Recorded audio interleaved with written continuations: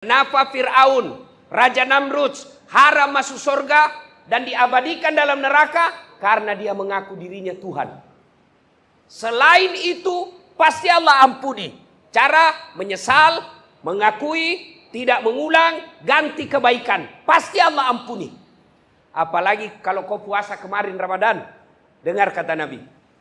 Man soma Ramadana imanan wahtizaban gufira lahu ma taqaddama min zambihi.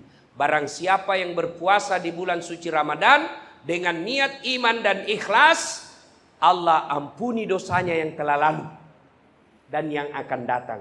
Itu baru puasa. Tapi bagaimana kalau pidana? Pidana itu berkaitan dengan orang lain.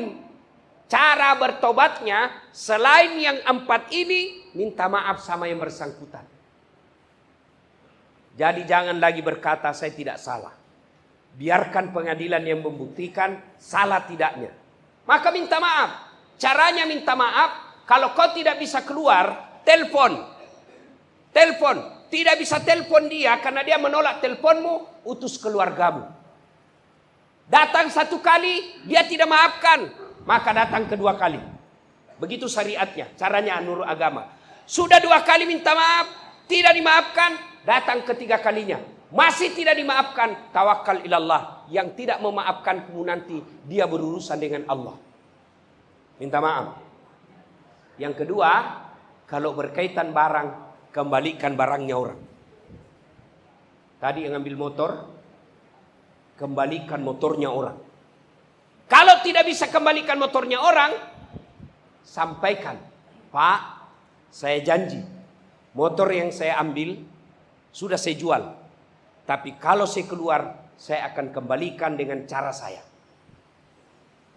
Ternyata belum keluar sudah ajal menjemput. Allah telah memaklumi dan memaafkanmu. Kenapa? Kau sudah berikhtiar mengembalikannya. Cuma kondisimu darurat yang dalam penjara sehingga kau tidak bisa lakukan. Allah pengampuni. Jadi yang susah kalau ambil uang negara. Itu susah itu. Kenapa? Karena harus minta maaf kepada seluruh rakyat Indonesia. Bagaimana caranya? Gampang. Pidato bikin, minta muat di medsos. Kepada seluruh rakyat Indonesia, saya menyatakan hilaf atas dosa dan kesalahan. Dan saya berjanji akan mengembalikan semua aset negara yang saya ambil. Baru sah. Kalau dia minta maaf, bertobat, tapi aset negara tetap diambil, tobatnya tidak dikembalikan. Dan nanti barang yang pernah diambil itu disuruh pikul. Jadi kalau ada orang korupsi, ngambil rumah, itu disuruh pikul nanti itu. Dia bilang orang, mana bisa dipikul? Allah berikan kemampuan untuk memikulnya. Maka saudara kalau ada kasus seperti itu di sini, bertobat supaya diterima tobatnya, kembalikan barang negara. Ibu bapak saudara-saudara sekalian, waktu yang terbatas. Saya mau tanya, ada yang mau bertanya? Ada? Itu dulu yang mudah. Saya kasih kesempatan. Silakan bertanya, dapat hadiah. Nah, jangan cerita kasusmu, urusan pengadilan itu. Ya, apa masalahnya? Ya. Kalau narkoba bertobatnya gimana, Pak? Bertobatnya 1 menyesal, 2 tidak ulang. Jangan lagi kau tobat tapi tetap konsumsi. Dia bilang saya tidak bisa kalau tidak konsumsi. Tidak boleh, berhenti.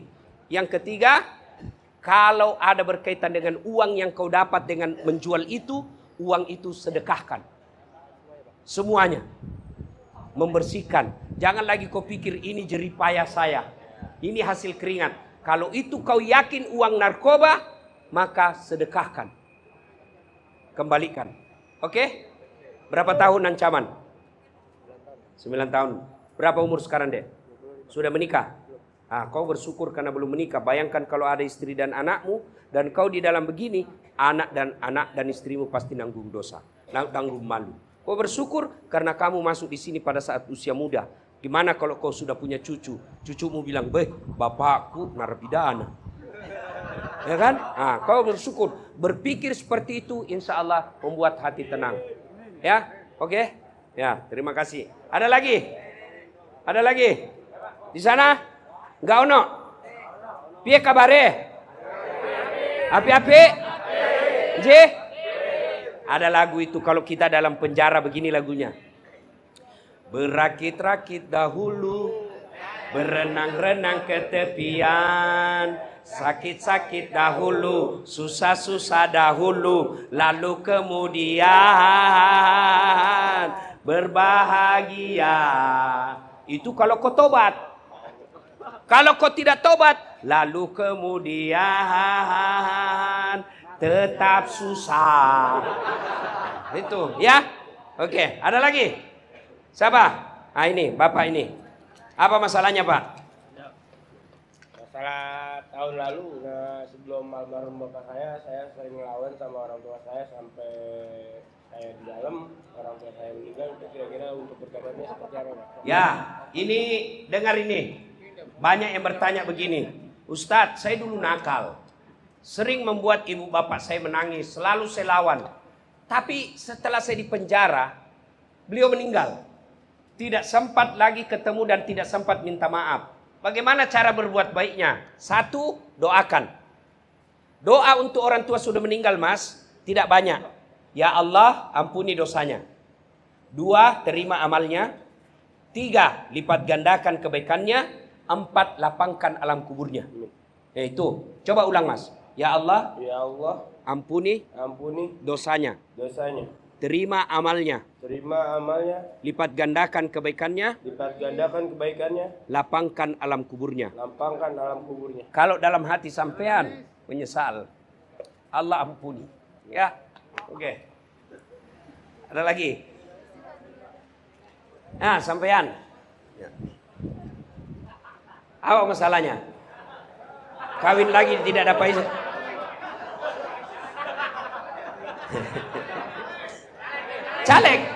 Caleg DPR RI. Oh, ini yang bongkar jalan. Oh iya. Iya, Mas. Berarti sampean banyak fans di sini ya? Assalamualaikum warahmatullahi wabarakatuh. Waalaikumsalam. Saya pernah punya hutang sama teman. Waktu itu beliau kebetulan dia sudah meninggal, dan saya ada komunikasi sama istrinya. Saya waktu masih di luar, dan istrinya bilang kawan saya nggak bakal maafin saya sama atas utang-utangnya itu, Pak Ustaz. Ya, sampean tidak bisa bayar utang. Waktu itu. Nah, sekarang kalau sampean keluar dan ada rezeki, wajib bayar. Kalau yang punya uang sudah tidak ketemu, cari ahli warisnya, anaknya, istrinya. Kalaupun tidak ketemu orang yang kita ambil duitnya itu, maka jumlah utangnya, misalnya utang kita 10 juta itu wakafkan di lembaga wakaf. Misalnya datang di lembaga amil zakat. Ya, Mas ya? Masalah apa di sini? Masuk. Narkoba. Nah, narkoba. Sudah tobat kan? Insyaallah. Nah, insyaallah ya. Berapa tahun ancaman? 7 tahun 3 bulan. 7 tahun aja, Mas. Umur berapa? 43. Oh, masih muda. Keluar nanti 50. Kalau ditinggal istri, boleh kawin lagi. Sudah meninggal istri. Sudah meninggal? Ah ya. Allah sayang istrinya, sehingga Allah tidak mau perlihatkan istri sampean masuk penjara. Ya. Selalu bersangka baik. Selama kau di dalam penjara ini selalu sangka baik, insya Allah tenang hatimu. Biar kau di dalam penjara, kalau hatimu merdeka, kamu orang merdeka. Tapi biar di luar hatimu banyak sangka buruk, sengsara perasaanmu. Ya, Mas? J. Matur nuwun. Ada lagi? Ada lagi? Tidak ada masalah dengan petugas penjara? Ini ibu-ibu. Tidak ada masalahnya, Bu? Tidak ada, alhamdulillah. Masalah, ya? Mana? Tidak ada. Itu. Silakan. Ya. Mau nanya, Pak. Kalau hasil uang narkoba dipakai untuk umroh orang tua itu hukumnya gimana? Haram. Nah, itu dampak sama orang tuanya gimana, Pak? Haram, tidak boleh.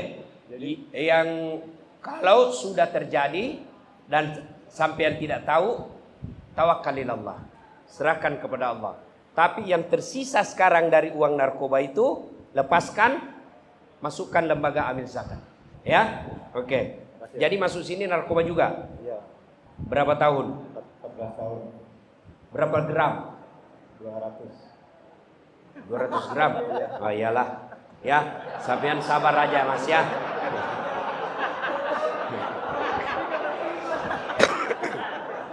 Ada lagi? Cukup? Cukup ya? Oke. Kuis. Tidak ada kuis. Ya. Jadi Bapak Ibu adik-adik sekalian, saudara-saudaraku, kalau mau tenang dalam penjara, jangan kau selalu berpikir kenapa saya di sini, kenapa begini, kenapa begini.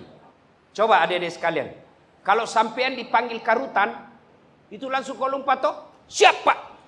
Kalau perlu kau lagi makan kacang kau buat, siap Pak. Iya kan? Padahal beliau ada mutasinya, beliau ada pensiunnya. Tapi begitu takutnya kau sama karutan.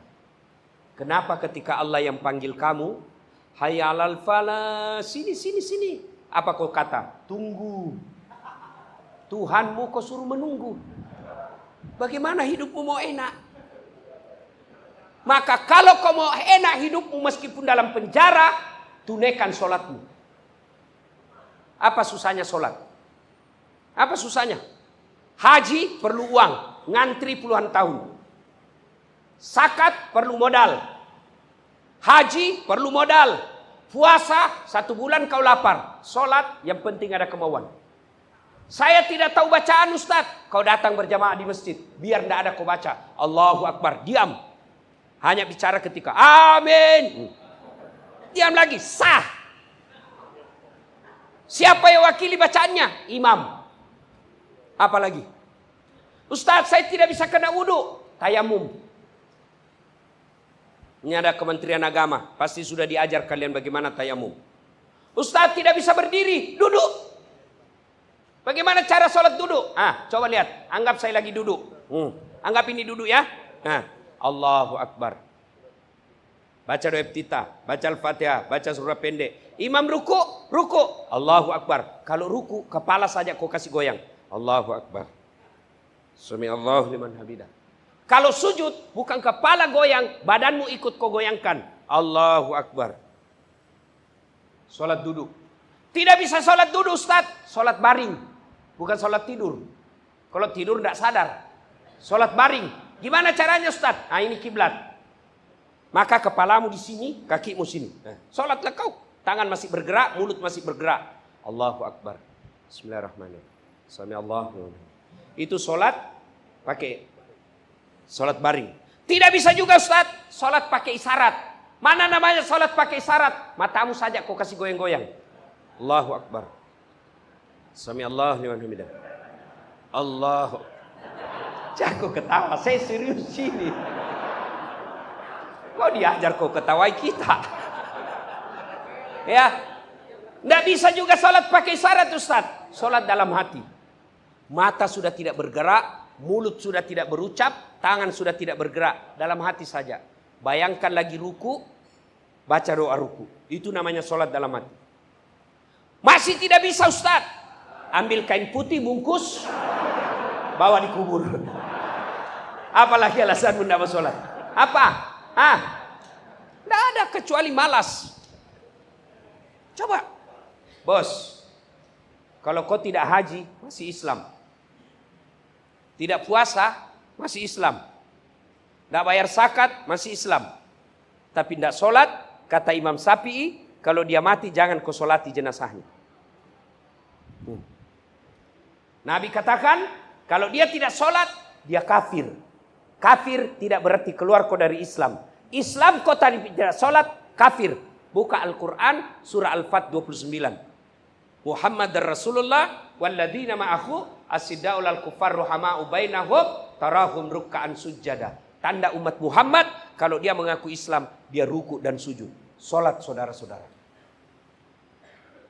Selesai. Maka kalau mau tenang di dalam sini, sabar, perbaiki salat. Kalau salatmu baik, kecil buat Allah, kasih apa yang kamu mau. Ya.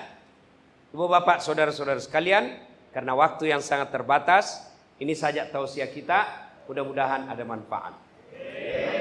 Saya berikrar kepada Pak Kerutan, insya Allah saya akan sering-sering datang ke sini, termasuk ke rutan-rutan yang lain, saya akan datang. Tapi kalau bisa Pak Kerutan, tidak usah semewah ini. Ini makan ongkos. Ada lagi tenda-tendanya, merah-merah putihnya, ada begininya, ada AC-AC-nya. Ini kan berat. Saya berusaha untuk tidak ada biaya dalam ceramah-ceramah seperti ini. Karena saya tahu rutan susah cari anggaran. Nah, insya Allah kumpulkan saja sholat duhur, ada ceramah, kita ceramah 30-50 menit, sudah. Tidak mesti ada acara-acara makan-makan seperti ini. Kalaupun ada, alhamdulillah. Kalau tidak ada, don't worry, be happy. Terima kasih, mudah-mudahan ada manfaat. Saya doakan kalian semua diberikan ketenangan jiwa. Allah kabulkan doa-doanya. Allah kuatkan keluarganya yang ada di luar. Usikum wa nafsi bitaqwallah.